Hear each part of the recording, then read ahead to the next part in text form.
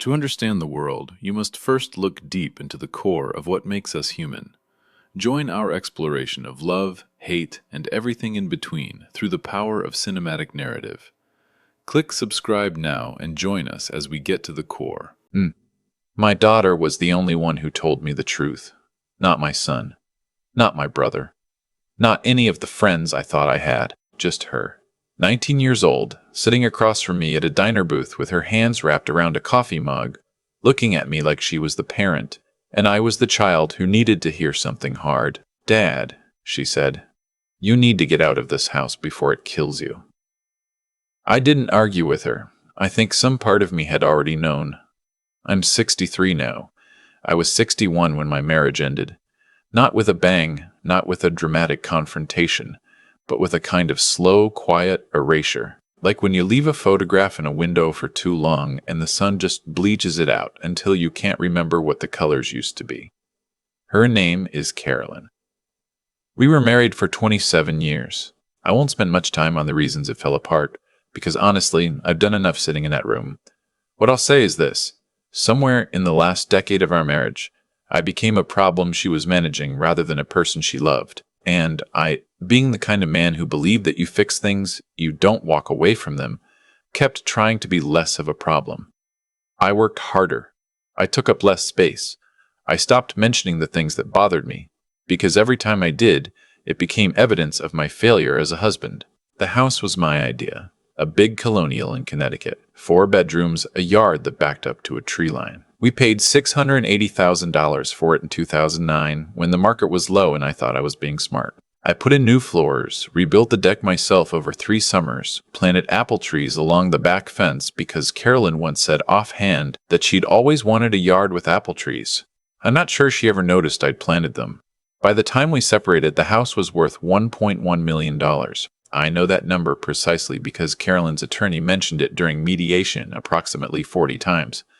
My son Brett was 32 when we divorced. He lived 40 minutes away, worked in finance, had a girlfriend who would eventually become his wife. He called me twice during the separation process. The first time was to tell me that he hoped I was going to be reasonable about the house. The second time was to ask if I'd be attending his mother's birthday dinner, as though the separation were a scheduling inconvenience, rather than the end of a life we'd all shared. My daughter Jess called me every other day, sometimes just to talk, sometimes just to sit on the phone with me in silence while I drove around, because I couldn't be in the house and I couldn't figure out where else to go. The divorce was finalized in March. By April, I'd heard through Jess that Carolyn was seeing someone. By July, she was engaged. The man's name was Philip. He was 58, recently widowed, owned a chain of dental supply businesses in the Northeast. Brett apparently met him at Easter and called him a solid guy, Dad. You'd probably like him if you gave him a chance. I did not give him a chance. I also did not say that to Brett. I said sure and changed the subject. The settlement gave me enough to live on, not extravagantly. I'd taken an early retirement package from the engineering firm I'd worked at for 22 years, which sounded more dignified than it was. The truth is, they were downsizing, and I was in my early 60s, and it made sense for both of us to pretend I was choosing it. I had my retirement accounts, my half of the equity from the house, and a future that looked like a very blank piece of paper. I didn't know what to do with blank paper. I'd spent my whole adult life filling it in. Career, house, marriage, kids, all the standard shapes. Now the page was empty, and I was sitting in a rented apartment in Stamford with a futon I'd bought off Facebook Marketplace and a coffee maker that I liked much better than the one we'd had at home. And I thought, what now? Jess is the one who said Portugal. She'd spent a semester abroad in Lisbon during college and had talked about it ever since the way people talk about places that got inside them. She said Porto was even better. Quieter, grittier, less polished. She showed me rental listings on her laptop one night when she'd come to visit the Stamford apartment. She sat cross-legged on the futon while I stood in the kitchen doorway eating crackers for dinner, and she pulled up a 1-bedroom flat in a neighborhood called Bonfim, on a street where the buildings were tiled in blue and white azulejos. The rent was €680 a month. I said that couldn't be right. She said it was right. She said I could live like a human being there, instead of like a man waiting to die in Stamford. I didn't book a flight that night, but I thought about it every night for 3 weeks. I'd opened the listing on my phone before bed. I'd look at the tiled buildings, the narrow street, the photograph of a small balcony with 2 chairs, and a view of the Douro River. I'd think about the apple trees I'd planted in a yard that now belonged to someone else.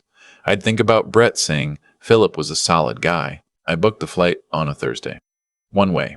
I told Jess first. She cried a little, which surprised me, and then she said good, in a way that I understood meant she'd been worried about me in ways she hadn't let herself say out loud. I told Brett by text because I was afraid of what his voice would sound like. He responded with a thumbs-up emoji, and then, 3 hours later, a follow-up text that said, just make sure you're not doing this to run from something. I put my phone face down and didn't respond until the next morning, when I said simply, I'm doing it to run towards something. I'll let you know how it goes. I left on the 14th of September. I remember the flight the way you remember things that feel like a door closing. Not with grief exactly, but with a finality that makes you very still. I had 2 check bags and a carry-on backpack and my laptop, and I sat in my seat and looked out the window as the Connecticut coast disappeared below the clouds, and I thought, I have no idea who I am without all of that. And then the quieter thought underneath it, maybe that's the point. Porto was overwhelming at first. Not in the bad way, in the way of a city that doesn't notice you, which was exactly what I needed. Nobody knew I'd been erased from a marriage. Nobody knew about the house, or the early retirement, or Brett's thumbs-up emoji. The woman at the pastelaria on my corner gave me the same slightly impatient nod she gave everyone else, and I found that I loved her for it. The flat was exactly as advertised. Small, high-ceilinged, the walls thick enough to keep it cool even in the September heat. The balcony was real, and the chairs were there, and the view of the Douro was real, too. A wide, slow-moving river, the color of hammered bronze in the evenings. I would sit out there with a glass of wine that cost me €2 and watch the light change, and feel something happening in my chest that I didn't have a name for right away. Later I understood the name was relief. I made a routine. This sounds small, but it wasn't. For the first time in 30 years, the routine was entirely mine. I woke up early because I wanted to, walked down to the market before it got crowded, came home and made eggs, worked on a consulting project I'd picked up. Nothing glamorous, just helping a small firm in New Jersey with infrastructure assessments from 9,000 miles away via email. In the afternoons, I walked. I walked the city for hours, up the steep streets above the river, through the neighborhoods where laundry hung between the buildings, and old men sat outside cafes reading papers. My Portuguese was terrible. It got less terrible. A man named Figueiredo, who ran the hardware store 2 blocks from me, started correcting my pronunciation and charging me the local price for things instead of the tourist price, which I took as acceptance of a high order. I was in Porto for 4 months before the wedding. Carolyn and Philip married on a Saturday in January, in the same church where she and I had gotten married 29 years earlier. I know this because Jess told me, reluctantly, when I asked directly. She said she'd been asked to be a bridesmaid. I told her to go and not to feel guilty about it. She said she didn't feel guilty. She felt furious, and I told her that was her right, but she should go anyway. She went. She texted me from the parking lot beforehand, a single message that said, I love you, Dad, and I sat with that for a long time. Brett was the best man. I found that out 3 weeks after the wedding, not from Brett, but from Jess, who mentioned it almost accidentally, and then went quiet on the phone waiting to see what I would do with it. I didn't say much. I think I said okay, and moved on to asking her about her new job. But that night I sat on the balcony longer than usual, and I let myself feel it fully. The specific strangeness of your son choosing to stand at another man's side on what should have been a day of his mother's quiet new beginning. Not angry. Something older than anger. Something like watching a tree you planted get uprooted by someone else's weather. What I didn't know, what I only learned later, was what happened at the reception. There was a toast. Philip's business partner, a man named Garrett, who apparently thought himself very charming, stood up with his champagne and made a show of welcoming Carolyn to the family. And then, because Garrett was the kind of man who thinks humor is the same thing as cruelty with better timing, he leaned into the microphone and said, Carolyn, sweetheart, I want to say on behalf of all of us, you upgraded. There was a laugh from the room. Not everyone, but enough. Jess told me Carolyn's face went very white and then very red, that she put her champagne down and excused herself, and that Brett had to go find her 20 minutes later in the coat room. that the rest of the reception had a particular strained quality that nobody mentioned, but everyone felt. I didn't learn any of this until the phone call. By February, I had settled into Porto enough that it had stopped feeling like an escape and started feeling like a life. Small distinction, but it matters. Figaro had started waving at me from across the street. I'd found a walking group, mostly retirees, mostly European, who did a route along the riverside every Tuesday and Thursday morning. There was a woman from Lyon who gave withering assessments of every cafe we passed, a British man named Terence who had an opinion about everything and was right about 60% of the time, and a retired school teacher from Porto named Inez, who spoke careful Peacher from Porto named Inez, who spoke careful, beautiful English, and had lived through things that made my Connecticut divorce seem like a light inconvenience, which was also something I needed. My phone rang on a Wednesday morning. I was at the kitchen table with my coffee and my laptop, and I looked at the screen, and it was Carolyn. I want to tell you that I was serene about this. I want to say I set down my cup and answered with the peaceful equanimity of a man who has done his inner work. That's not what happened. What happened is that my chest went strange, and I stared at the screen through 2 full rings before I answered. "Hello, it's me," she said, as though I might have forgotten. There was a pause. I didn't fill it. I'd spent 27 years filling pauses for her, and I decided, quietly and without announcement, that I was done with that particular job. "I wanted to see how you were," she said. "I'm fine," I said. "I'm in Portugal." "I know," she said. "Jess told me." Another pause. And then, "It sounds nice." I said it was. She asked about the city. I told her a little the way you'd tell an acquaintance, enough to be civil. And then she said what she'd actually called to say, which was, "I'm not sure I made the right decision." 6 words. Quiet ones, at that. I sat with them for a moment. I looked out the window at the tiled buildings, the narrow street, the February sky over Porto, which was gray and layered and beautiful in its particular February way. I thought about the apple trees. I thought about Brett's thumbs up. I thought about Carolyn at the coat room, whatever expression she'd had on her face when the room laughed. I thought about what I would have done a year ago. Jumped, apologized, opened every door, rearranged myself into whatever shape seemed needed. And I thought about who I was now, which was a man sitting on a Wednesday morning in a flat he'd chosen for himself, with a coffee he'd made the way he liked it, in a city that didn't know his name. "Carolyn," I said, "I think you made the decision that made sense to you at the time. And I think you have to live inside that decision now." She was quiet. "I'm not saying that to be hard," I said. "I mean it straight. You built something new. I hope it works. I genuinely hope it works." "But if it doesn't," she started. "If it doesn't," she started. "If it doesn't," I said. "That's between you and Philip. It's not something I'm part of anymore." I could hear her breathing. After a moment, she said my name. Just my name, once, the way she used to say it when we were very young. "Take care of yourself," I said. "I mean that, too." And I ended the call. I sat there for a while after, not triumphant. That's not the right word. Not sad either, though there was something there that wasn't quite nothing. What I felt was mostly a kind of clarity that I realized I'd been working toward for months without knowing it. The clarity of a man who has finally stopped waiting to see if someone will choose him and just chosen himself instead. I texted Jess, "Had a call from your mom. I'm okay. Talk soon." She called back within 60 seconds. She said, "Dad." I said, "I know." She said, "Are you really okay?" And I said, and I meant this, "I'm really okay."